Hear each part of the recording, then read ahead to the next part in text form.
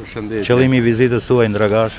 Qëllimi i vizitës sonë në Dragash është me u konsultu me kryetarin e komunës, drejtorin e DKs rreth përgatitjes që në për fillimin e vitit të ri shkollor në kushtet e pandemisë dhe bazuar në skenaret dhe planet që ka bërë Ministria e Arsimit së bashku me Drejtoritë Komunale të Arsimit. Çfarë janë ato plane? Si do të jetë 1 shtatori?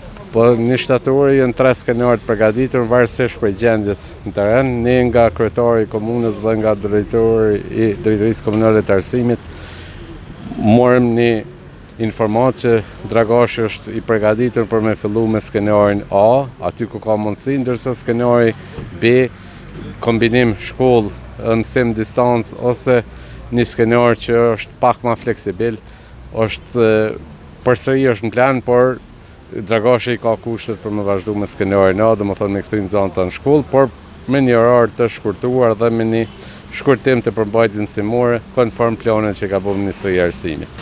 Ne kemi përgatitur protokollet, kemi përgatitur udhëzues, cilët janë në formë infografike, në formë të shkurtër që do të shpërndahen edhe në institucione shkollore, edhe në komunë, por edhe nëpërmjet të informimit, janë shumë të thjeshta, edhe si udhëzime, por edhe si paraqitje grafike për me kuptuar gjithë lehtë, përfshi edhe prindrit.